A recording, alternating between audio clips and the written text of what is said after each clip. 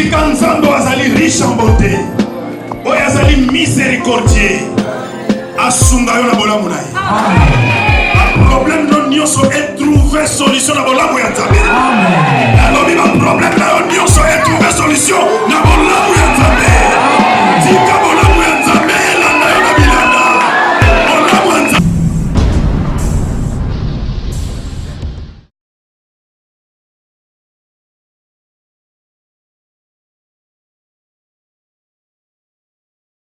Mbote bandeko balandi na mokili mobimba bino nyonso bozali kolanda biso na moma oyo oza na liboso ya télévision na internet na YouTube, Facebook en général. Donc topesi bino vraiment mbote ngai moumbu na bino tokutani lisusu pesanaki rendez-vous oyo ezali 4e édition na biso 4e numéro na biso yango tolanda na bokebi ngai moumbu na bino Pedro Makano tozaka komeka oyeba kopartage liloba nzambe po ete corps du Christ eyeba kokola toyebi kaka ndenge nzoto ezali nzoto koyi komona mo ndenge ezali balesa yango basukolaka yango baprena yango soin yango ntango nyonso na susi wana nzambe atia na mitema na biso mpona koyeba koprendre soin ya corps du Christ pe ya bato oyo bazali kokota sika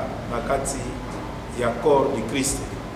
Donc ndenge na lobi lelo ezali 4e numéro tokoyeba kotalela sur l'image ya nzambe yango nde tokoyeba kotalela lelo nayebi ke l'autre fois tomekaki kopartage bato c'est-à-dire na kati ya Bible bato baza misato Paul mutu adefinisaki bato yango alobi ete toza na l'homme naturel, c'est-à-dire c'est celui qui n'existe pas selon Dieu.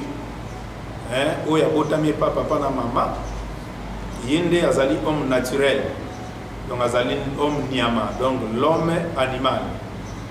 Mais yé penza nzambe azali ko attirer penza nzambe te pona ni parce que azali nyama. Alors yami balé tozali na l'homme charnel. L'homme charnel c'est qui? C'est l'homme spirituel, mais son problème est que il est resté enfant, il ne veut pas croître. Alingi ko kolate. On va bien l'homme charnel lié. Makamune nyo solo la bana mike, balingi ko simba mabele, balingi makamune nyo so pamba pamba assez yango ezali ko intéresser bango. Et yami ça tout c'est l'homme spirituel yende oyo akoli, c'est l'homme qui plaît à Dieu, c'est l'homme qui fait la volonté de Dieu. Donc bangwana nde batumi ça tout toyebaki kozwa. Alors muke tozolongola ka moi ba zone d'ombre ba confusion oyo ba chrétien bazokola na yango na kati ya liloba ya nzambe okomona mutu nyonso aza ko s'attribuer eloko moko oyo atangi na Bible sans ko comprendre sans koyeba ko simba eloko mutuya bazoloba mona nani bazoloba mona catégorie nini ya bato parce que nde tolobi bato baza misato. Donc c'est-à-dire ça na makambo ezali koloba na kati ya Bible il faut koyeba ko se localiser yo zali nani po oyeba ko bénéficier na makambo oyo balobi na kati ya liloba ya nzambe. Alors yango lelo toninga ko bakisa élément mususu sur l'image de Dieu. Na yebi ko koyiko za na ba question mais mutu nyonso za na ba question soko landi biso meka ko tindela biso ba question na yo à partir ya Facebook et puis ya YouTube. Merci bandeko. To bandi thème na biso tokotanga verset moko na kati ya Bible. Tozui Genèse chapitre 1 verset 26. Oyibi Genèse lingoloba e bandeli. Donc toza mingi kozonga ne bandeli po toyeba likanisa nzambe au début ezalaki nini kotango tokobandotanga ba Nouveau Testament to comprendre que na suka ezalaki na une bandeli nzambe akanisaki nini abandaki ndenge nini ko expliquer problème oyo ezali livre e bandeli mais ezali ko expliquer biso makambo ebele oyo ya malamu obana na nzambe bato balingi kolanda nzambe bakoki oyeba koka. Alors na verset balobi boye puis Dieu dit faisons l'homme à notre image selon notre ressemblance et qu'il domine sur les poissons de la mer, sur les oiseaux du ciel, sur le bétail, sur toute la terre et sur tous les reptiles qui rampent sur la terre.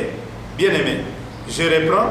Puis Dieu dit, faisons l'homme à notre image, selon notre ressemblance, qu'il domine,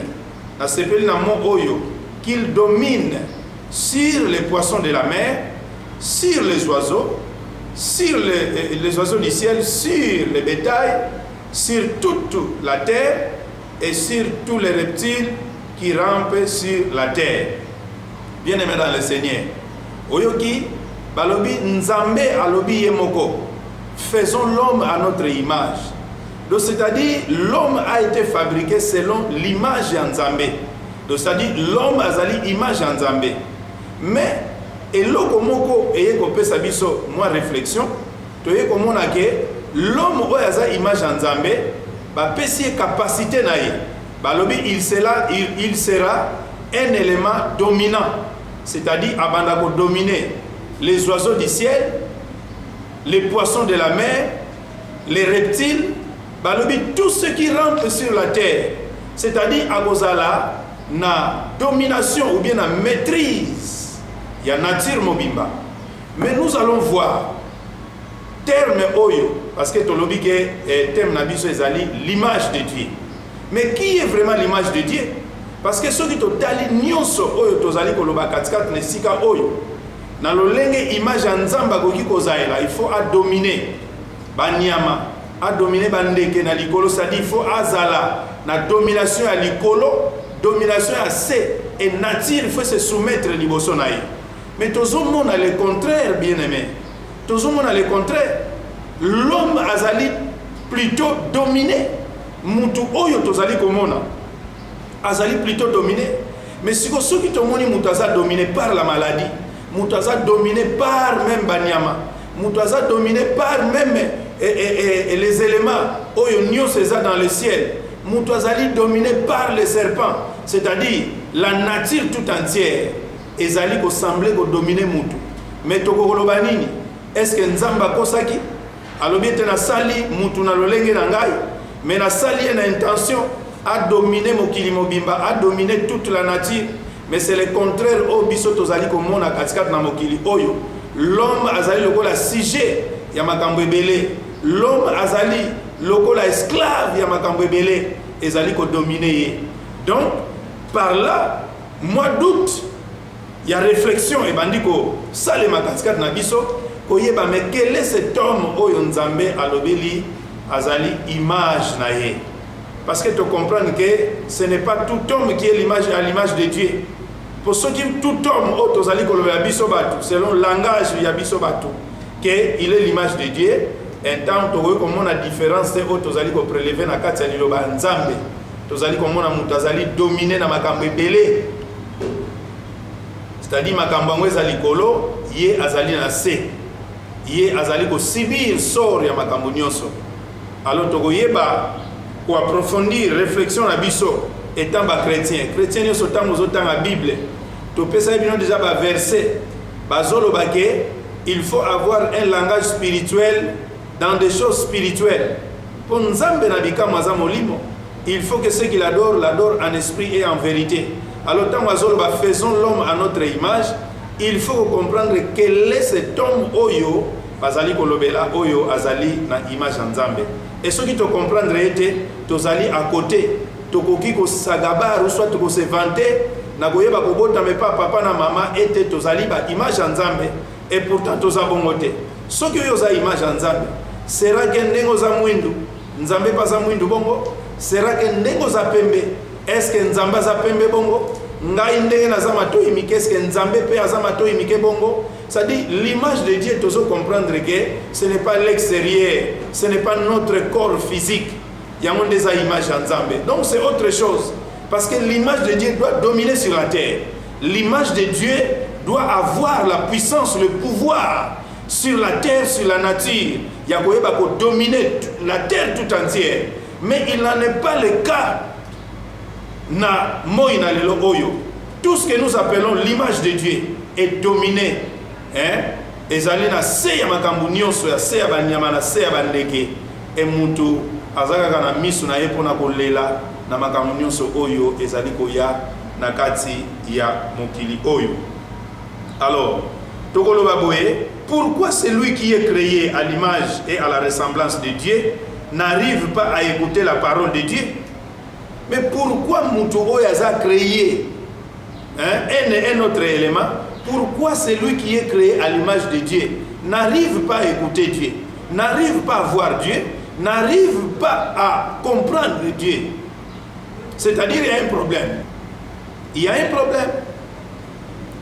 Ce qui mouton nzamba sali azana image nzambe, mouton nzamba sali azana ressemblance na ye, mais azoko koyoka nzambe te, azoko mona nzambe te, azoko kako comprendre nzambe te. Bien aimé, to kende na nzela, to ko comprendre que tozana chemin ya koyeba ko sosola que l'homme fait ou créé à l'image de Dieu, ce n'est pas notre corps, ce n'est pas notre physique, ce n'est pas tout ce que nous avons. Il y a quelque chose, oyo, et bon, il faut comprendre, tout au long, il y a exposé dans biso, tu vas comprendre que mutu oyo nzamba ke na lolenge na ye, ezalite mutu nyonso azobota me pa ya papa na mama. Totangi Jean chapitre 8. Jean chapitre 8, verset 47. Celui qui est de Dieu écoute les paroles de Dieu. Vous n'écoutez pas parce que vous n'êtes pas de Dieu. Oyoki, oyazali nzambe. Dieu a créé l'homme à son image et à sa ressemblance. Balobi awa, na Jean chapitre 8, verset 47. Balobi, c'est lui qui est de Dieu. Il écoute la parole de Dieu. Mais vous n'écoutez pas. C'est parce que vous n'êtes pas de Dieu. Donc si vous êtes de Dieu, si vous êtes image de Dieu, vous allez écouter la parole de Dieu. Est-ce que vous écoutez la parole de Dieu? Vous écoutez Dieu? Il y a beaucoup de personnes. Pose-toi cette question. Est-ce que yoka kanzambe? Batebele ba yoka kanzambe te. Ko yoka nzambe eli koloba. Tangu azali kolobo azali ko capter makambo azali koloba. Pe ozali prompte ya koyeba ko sala lango, koyeba ko sala pratique ya makambo yoki. Ensemble nango yango bazobenga ko yoka nzambe. Mais tala lolenge yoka liloba nzambe. Bakote yango akati église. Bisika nyonso zali ko kende na banzela, tant mususu na ba transport ozali ko zwa. Mais okomona yo zali ko yoka te. Yo koloba te na yoka na matoi nanga oyoka ba son ya pamba. Tu entends la voix mais tu n'écoutes pas. C'est-à-dire, oso comprendre ce que nous sommes en train de dire et puis tu ne comprends pas comment pratiquer cette parole. Tozo faillir mingi na koyeba ko pratiquer o ezali lo banzambe de konangai. Et ceux qui tozo ko yoka nzambe te, comment tokoki komi benga tozali ba image nzambe? Yango ndenge tozo loba mutu nyonso oyo asalemi na lolenge ya nzambe. Yesu a alobi mutu nyonso oyo asalemi na lolenge ya nzambe fo yoka nzambe. Mais soki batu basoko kwa yoka nzambe te, c'est parce que baza lolenge ya nzambe te. Image ya nzambe fo yoka nzambe, fo sala volonté ya nzambe. Mais à des fois biso tozoko kwa kosala te volonté ya nzambe, toko kwa kosala te, toko kwa koyoka te, koloba te lokola nzambe ndenga zoloba. Yango ezolakisa ke toza image ya nzambe te en général ndenge toloba yango na mokili. Mwana botami lelo atika eza elilingi ya nzambe, ndoki atika eza elilingi ya nzambe. Non, ezali langage moko erroné na milieu ya ba chrétien bien aimé. Toyeba kokola tolonga na biloko oyo ezali ya bana mike, parce que selon bato to définisaki bato ba misato, mutu nyama, mutu nzoto na mutu oyo aza molimo. Yo siko tango zoloba mutu azali image ya nzambe, mutu nini ozomona oyo abotami na maternité, oyo abotami pa papa na mama. Po Yesu alobi bozoyoka ngai te parce que bozali ya nzambe te. Mais ba oyo bazali ya nzambe ba uti epai na nzambe o nzamba sali, il faut ba yoka nzambe. Mais soki bato bazokoka koyoka nzambe te, c'est parce que bazali image ya nzambe te. Yango tozo kende bien aimé malembe to découvrir qui est l'image de Dieu. Nani waza image ya nzambe? Nani wakoki kolobete nga naza elilingi ya nzambe? Oyebi soki otali définition ya image na bandeko bazwaka bilili, bakoyebi soki image ezali ensemble ya ba point. Ozomona Or, si vous avez une image en Nzambe, c'est-à-dire tous les éléments où Nzambe est constitué pour Nzambe, il faut ça la nango. Mais au moment où il y a ça nangote, au moment où il y a ça le contraire, image pe, ce qui est total, au moment où il y a total à la télévision, il y a une image. La télévision total à la image. Si vous avez une image totale à la télévision, il y a le même mouvement dans la réalité. C'est-à-dire que tout le temps, nous bouger le boko. Ndenge yo kolanda ngai, okolanda réalité na ngai, okolanda image na ngai. Mais ngai réel naza wana te. Tant mususu na minute ozolanda ngai tant mususu nazo sukula na ngai tant mususu nazo lia, ngai tant mususu nazo voyager, nazo tambola, nazo lala. Mais yo ozali kolanda image na ngai ezali koloba. Mais image na ngai ezali ko reproduire kaka exactement mouvement oyo réalité na ngai ezosala. Oyo ngai na salite image ko sala ngote. Ozomona, c'est-à-dire elingi ko loba pe na kati ya bonzambe za vrai. Tant nzamba lobi créons l'homme à notre image, elingi ko loba mouvement nyonso oyo image ya ko sala, il faut écouter pas nzambe parce que Dieu c'est lui qui est réel. L'image ezali par exemple yo so que ça yo image. C'est-à-dire mouvement nyonso yo ko sala mouvement moko contraire te na nzambe. Tout ce que tu reproduis comme mouvement, tout ce que tu peux reproduire comme parole, tout ce que tu peux entendre, il faut ezala réalité ezala nzambe. Okoki ko mettre mouvement na yo mon côté bien aimé. Mais to komona biso tozali ko reproduire mouvement moko contraire, c'est-à-dire tant yo ibaka yo zali image nzambe. Est-ce que réalité na yo ibi, c'est-à-dire nzamba ibi? Non. Okomona ke nzamba ibité. Dieu ne t'accompagne pas dans le mouvement que tu es en train de mettre. Si tu poses à la image en Nzambe à solo, il faut mouvement na yo image et uta et pas en Nzambe. Nyonso zali ko sala et uta pas na ye. Ce qui par exemple zali ko sala un mouvement contraire. Tant nous comprendre comment est-ce que image a ko sala un mouvement contraire, tozo loba en fonction ya ba au total à la télévision. Nezinga ndenge nazo bouger loboko na ngaboye. Okolanda ngai, mais jour okolanda ngai na yebite, mais loboko na ngai continue à bouger, mais ngai a des fois nazo bouger sur loboko te. C'est pour dire que loboko oyo zomon ezo bouger, c'est parce que ngai réalité na bouger ki loboko. Alors image nzambe face à la bongo, c'est-à-dire akosala mouvement kako amone pa ina nzambe. Akoloba kako ya yoke pa ina nzambe. Akoyeba kaka ko comprendre oyo nzamba zali koloba na ye. Soki nzamba lobe lokote, soki nzamba sali mouvement na te, ye moyen sala mouvement na ezali te.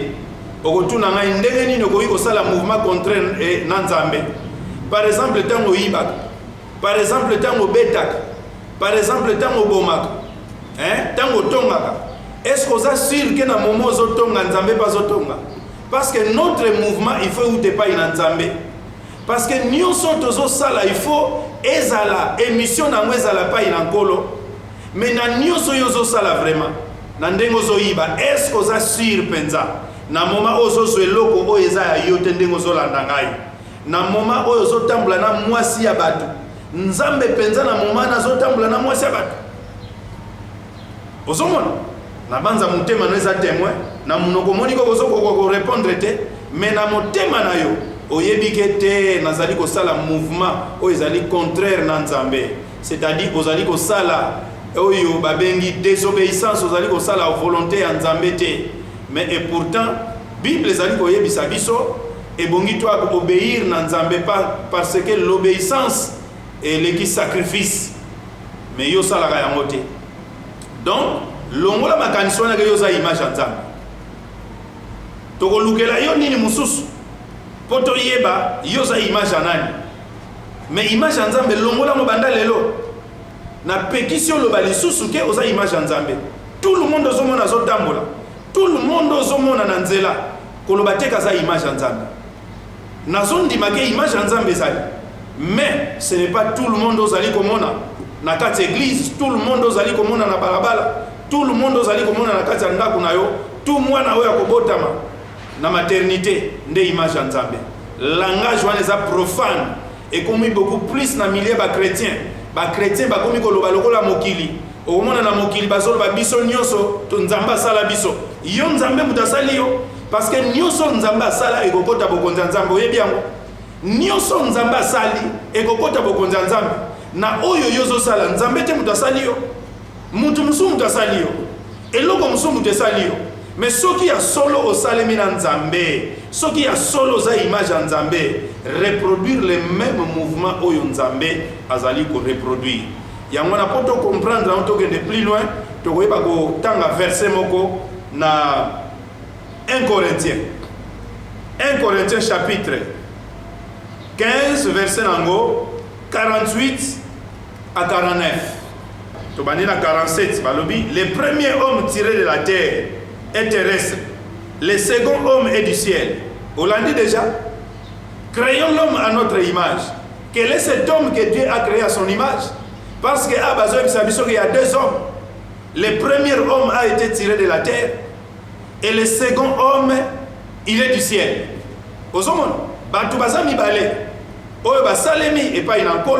Mais quel est celui où Nzambe azali kolobazali image na ye?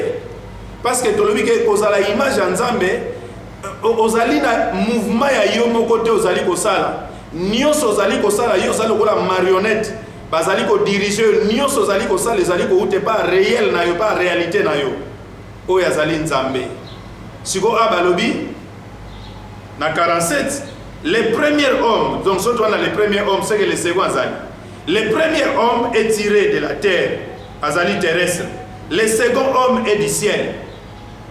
Na 48 va y avoir tel est le terrestre, tels sont aussi les terrestres. Hein? Tel est le terrestre, tels sont aussi les terrestres.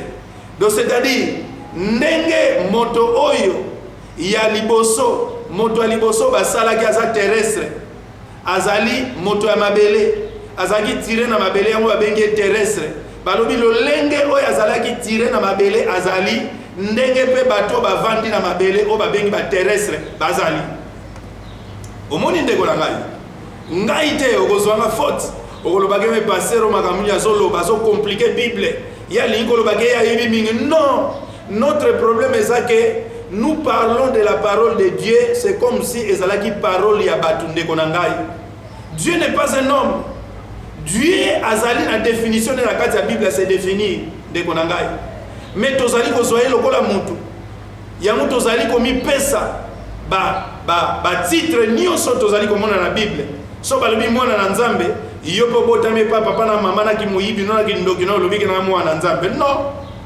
ce n'est pas le fait ya kobotame papa na mama ndoza mwana na Nzambe ozomona donc nyonso zo changer mais soki kobotame papa na mama yango te zo pesa yo droit aux mwana na Nzambe balobi à tous ceux qui ont cru en lui, à tous ceux qui l'ont reçu, il a donné le pouvoir. Donc vous avez reçu le pouvoir aux Obotamanangote, mais vous l'avez reçu. Obotame papa na maman, vous n'avez pas ce pouvoir. Mais tant qu'on dit balobi, vous avez reçu le pouvoir. Yabobengama, mwana na Nzambe, na oya botami na nzoto te. Na makilate na volonté ya mutute obotami na volonté ya tata na oteta mwana na Nzambe mais abotami selon la volonté de Dieu c'est-à-dire on dit mais soki par exemple ki mwana Nzambe ezate ndenge obotami na maternité mais ezake ndenge obotami na maternité soki bateyo liloba ondimeli Nzambe nde okomi mwana na Nzambe est-ce que ozokanisake image ya Nzambe pe et que zalaka ke soko botami na maternité comme image en Nzambe détrompe-toi mon bien-aimé détrompe-toi église comme il a beaucoup plus na langage moko profane tozaba na Nzambe biso nyonso to na bikela mwa Nzambe non ba jargon mususu eza ba jargon moko spirituel c'est-à-dire eza propre na batu oyo bayambi Yesu Kristo lokola mokonzi pe mobikisi na bango oyo bazali kotambola selon mobeko ya Nzambe selon volonté ya Nzambe bien-aimé mais soki ozotambola selon volonté ya Nzambe te tikanga na yebisa yo parce que Bible mutezali koloba ozali image ya Nzambe tozali mwana na Nzambe te yo ozali peut-être terrestre ozali ndoi ya oyo azalaki tiré de la terre hein yango yo terrestre oza lokola yango to continuer verset na biso pour te comprendre au juste nini balingi kolobela biso balobi les terrestres tels et les terrestres tels sont aussi les terrestres tels et les célestes tels sont aussi les célestes. Donc c'est-à-dire il y a des terrestres, il y a des célestes, il y a des enfants terrestres, il y a des enfants célestes, il y a des images terrestres, il y a des images célestes, il y a des hommes terrestres, il y a des hommes célestes. C'est-à-dire nous sommes mibale na mibale. Tangu yo ozwaka orgueil ya koloboza mwana nzambe, oza muto nzamba asali, oza image ya nzambe, ozwaka ngo na forme nini, na angle nini, na dimension nini, parce que batu baza mibale, parce que bana nzambe batu oyo baza bana baza mibale, batu oyo ba terrestre na céleste baza mibale ndeko na ngai. Yo so songo lolenge nini? Na banza na suka mateya oyo, il faut changer langage na yo. Hein? To benga nyama na kombo na ye. Soki aza niau tolobi aza niau. Bien aimé dans le Seigneur. Soki aza mpuku tolobi azali mpuku. Tokoyeba te ko benga oyo azali mpuku na place ya niau, oyo azali niau na place ya mpuku, bien aimé. Je ne suis pas méchant, mais c'est ça l'évangile. Bana nzambe bongi ba comprendre po ba kola. Parce que d'emblée tant to uti ko ya to longwe na mokili to longwe to komi ba homme charnel, c'est-à-dire tant to zalaki les hommes animaux. Tant que les hommes animaux, nous sommes devenus des hommes spirituels. Mais des hommes spirituels qui doivent croître pour atteindre la dimension stature parfaite. Il y a christianisme, c'est-à-dire la spiritualité na bango. Mais il y a des fois, biso tondimeli nzambe, totikali na makambo cessé, totikali na makambo ezali charnel. Or mutu nyonso atikali na makambo ezali charnel. Azali kokola te Paul alobi azali lokola mwana azali komela kaka miliki siko miliki ezali bagoye biso ke ozali mwana na nzambe bagoye biso ozali mutu o nzambe asali ozali ekelamu na nzambe bagoye biso te yo ndengo za wana ozali penza image ya nzambe mais sans kokota na profondeur okomona na ndengo bongola mutema osala kindumba ozosala masturbation ozoyiba ozokunda ozotonga ozofinga ozosala nyonso o mokili esalaka mais okomi lobelake oza image ya nzambe. Non, nano komi image ya nzambe te parce que Bible ezo permettre yo te na ndenge ya kokola okoma image ya nzambe. Et toza en progression pour comprendre qu'est-ce qu'on appelle qu'est-ce que c'est image ya nzambe. Bien aimé dans le Seigneur, image ya nzambe linkoloba nini ezali tendengo botami na banzo zali ko comprendre ngo déjà ba doute bandi na motema na yo en général ndenge tolobaka biso no bakela biso lokola bakela biso pa nzambe nyoso nzamba kela ya ye et ko se retrouver na bokonzi na ye mais ko bosa na te qu'il a créé des choses terrestres et des choses célestes. Ce qui oloba okota lola un temps tu dois figurer parmi les créations, hein, parmi les créatures célestes. Ce qui osa figurer parmi les créatures terrestres. Un temps bokonzi nzambe, j'espère que okoki kolongola mona mutuna yo bien aimé dans le Seigneur. Kobongola mutema ezotika biso na sete, ezomatisa biso likolo. Alors changer mentalité na yo. Oya ko comprendre que makambo na zoloba ezali vrai pe koki ko sunga yo po o changer dimension na yo. Ya koyeba ko suila makambo nzambe. Sakani mingi, ovandi mingi, osali 20 ans, 5 ans, 10 ans, 2 ans, 1 année, mais osali kokola te. Moindre mupepe ozali ko mema moindre misika mokili oke kobina moindre mpiaka oke koiba moindre nzoto ningani kimubali no soti kimwasi na yo oluki osali kindumba ozomona. Or image ya nzambe akoyeba kosala kaka mouvement oyo koute pai na nzambe. Dans les autres mouvements yango bazoba résister nango, hein, oko telemela yango oko boya basali so mouvement oyo eza ya réel na yo te. Na banza bandeko bazali ko comprendre lolenge tozali koloba. Alors verset na biso ezali ko continuer na 49 place nde maman na biso likambo evandi balobi. Et de même, yoka bien, et de même nous avons porté l'image, l'anda bien aimé, et de même nous avons porté l'image du terrestre. nous porterons aussi l'image du céleste bien-aimé. Donc même l'image Otozokoloba est à des niveaux. De la même manière, Bible Koloba, nous avons porté l'image terrestre. De la même manière, nous porterons l'image du céleste. Si vous avez image en Zambé, papa na maman. Il y a l'image du terrestre et l'image céleste. Quelle est l'image aux vous appartenir? Quelle est l'image aux vous appartenir? Si vous avez l'image aux vous appartenir, dans le mouvement Zalikosal. Mouvement Zalikosal, ce que vous n'avez pas à Tatan Zambete, et Zaliko n'avez pas à Nkolote.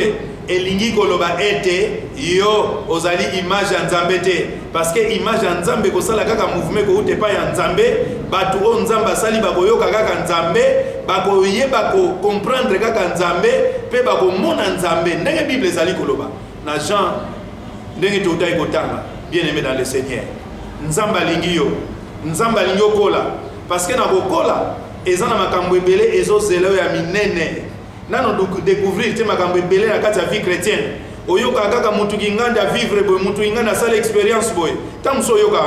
Ce sont des choses vraies. Avec le Seigneur, si vous changez votre dimension, vous êtes capable de vivre l'expérience avec le Saint-Esprit. Parce que la vie chrétienne, c'est une vie et non une religion. La religion est allée ensemble avec dogme. C'est-à-dire que ça la beauté, mais le christianisme est autre que la religion. C'est-à-dire c'est une vie. Ça doit se vivre, bien-aimé. Ça doit se vivre. Tant car Dieu a tant aimé le monde qu'il a donné son Fils unique afin que quiconque croit en lui ne périsse point mais qu'il ait la vie éternelle. C'est vrai. Dieu te donnera la vie en abondance, c'est-à-dire une vie qui va commencer sur cette terre. Une vie qui va commencer. Il y a jouir yango na se amabele oyo. Na se amabele oyo. Ndeto weba ko vivre miracle. Les miracles dans le ciel n'existent pas. Alors la miracle est à la gâté parce que tout est à la normale.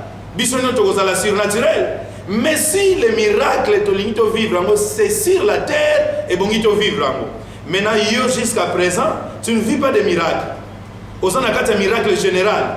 Nzambe na pesi yo merci parce que au pesi nga ipema batupe oyo bazoko sala kindumba Nzambe pa pesi bango pema batupe oyo nanu bayebi Nzambe te bazako kumisa Nzambe pa pesi bango pema ozomona kende siko na biloko mususu oyo ezali likolo o mususu ezali beaucoup plus important ya koyeba ko vivre parce que soki tozotambola longo na Nzambe vie na biso ekozala différent na ba oyo ya mokili tokozala peza différent. Bien aimé, les miracles il y aura des choses qu'on va comprendre. On va comprendre que non, ma vie ne m'appartient plus. Na commis la vie à Bonzambé. Ici, je vis, ce n'est plus moi, c'est Christ. Regardez la vie de Jésus-Christ. C'était une vie de miracles. Une vie où il y a plein de surprises, de grandes choses. Où il y a tout moment.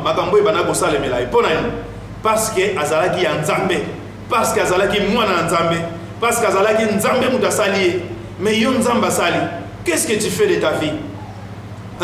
Qu'est-ce que tu fais de ta vie? Otikali na stade ya homme charnel. Na lobaki l'homme charnel c'est l'homme spirituel. Il est spirituel. Il est né de nouveau. Mais son problème, il ne veut pas changer de dimension. Il ne veut pas changer de niveau. Atikali kana makamba mike. Atikali kaka na koya ba retard l'église atikali kaka na moko na bolembo ya kotanga Bible bolembo ya ko méditer bolembo ya koyeba ko pratiquer liloba Nzambe ya atikali na biloko wana mais azako ke l'église mais azwaka décision mukolo moko bien aimé dans le Seigneur na banza ozali ko sosola ozali ko comprendre ngai yango soki mutune ezali ko bosana te tuna yango penza ezali important pour na vie na yo chrétien exceller parce que vie chrétienne est statique. Il faut atteindre la stature parfaite de Christ parce que la Bible est dit que Christ va croître en sagesse et en stature. Si vous avez vanda au paiement na yo bando bongola mutemo zelagaka lola or na sena mo il y a des choses on nzamba zali ko sala na batu oyo bazali ko landa ye oyo bato bazali ko muda niveau bato oyo bazali ko changer façon na bango ko monela makambo ndeko na ngai nzamba ko yiko memona dimension wana asala ba dimension wana te pona ba ange asala ngo pona yo obandi na obandi faible obandi eloko moko minimisable mais na kati ya faiblesse na yo nzamba linga tombola yo po ba ange tant banda ko plonger regard na bango na oyo ezoleka na vie na yo bakozala admirer bakoyeba kokamwa ndenge nini nzamba zo ko porter tant d'importance aza ko pesa tant d'importance na vie ya muto aza faible nzoko za fort parce que Jésus Christ aza kat na bomo na yo yango changer dimension changer lobeli na yo longo na kati ya makambo mabe ozosala okomona ko kokoma mutu mususu mais makambo ebele o lobaka oyo ozali yango to yo ozali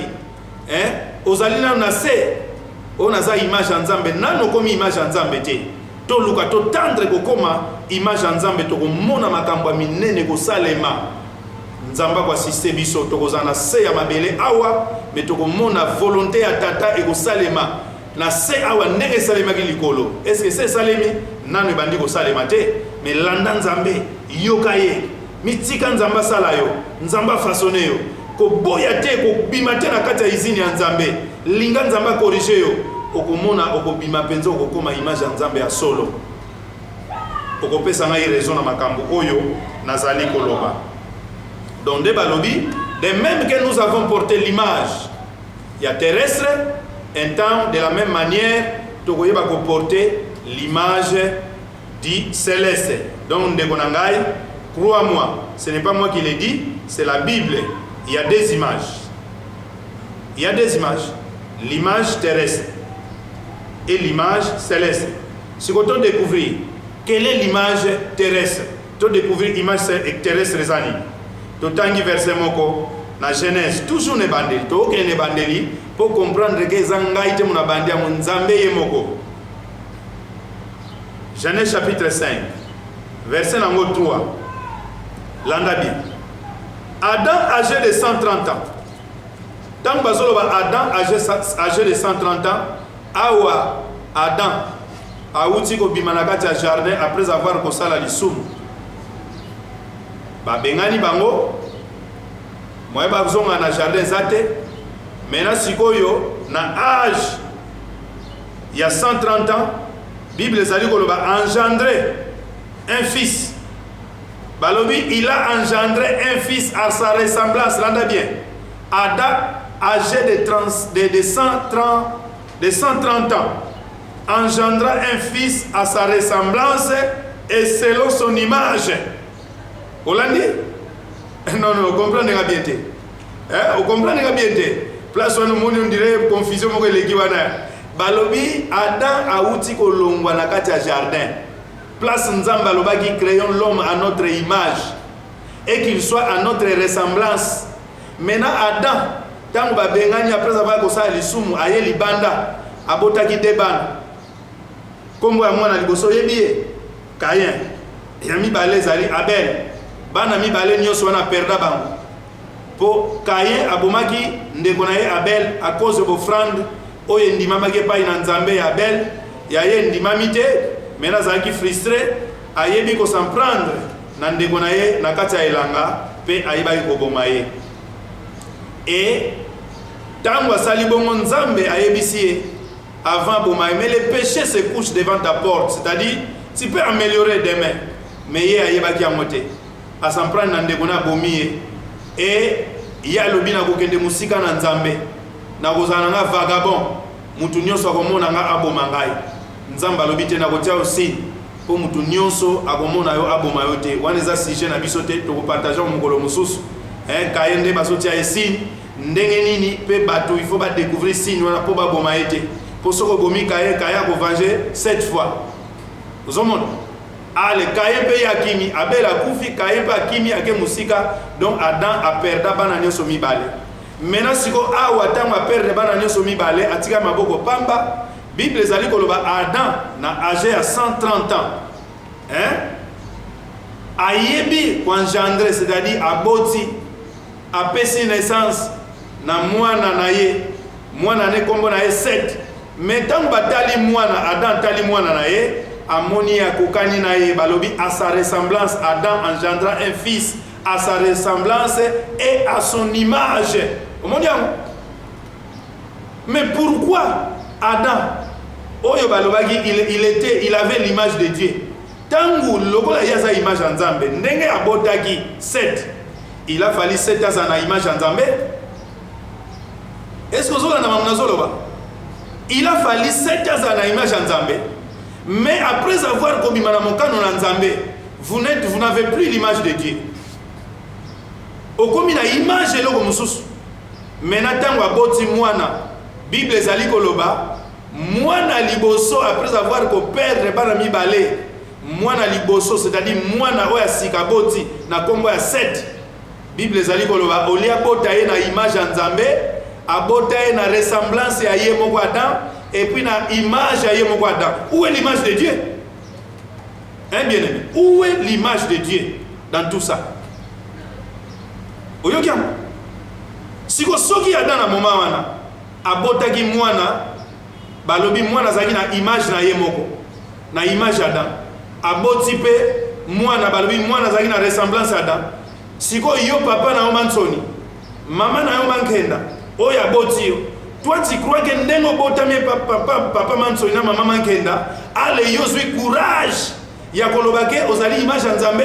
Omoni yango omoni erreur ya ba chrétien mingi omoni erreur ya langage ya bana mike oyo babongoli mitema me baboyi kokola na bonzambe ou soit to babongoli mitema te me bazali koloba langage ya mokili na kati ya makambo ya Nzambe.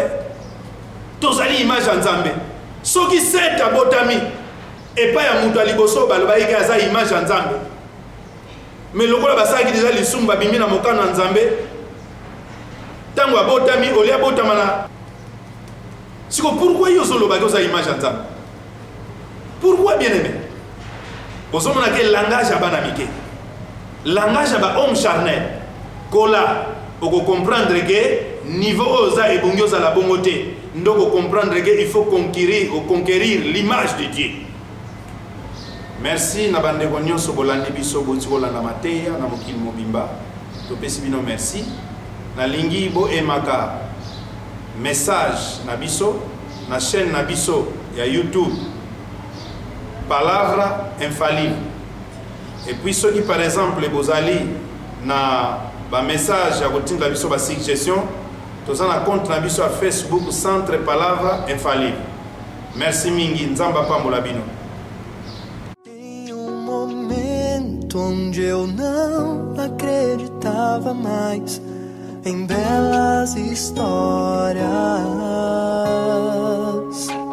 fez eu ver que o amor existe, crer que é alto monte em frente ao pôr do sol, é horizonte em meio às nuvens, e crer que ele é poderoso, fazendo alguém que chora não mais.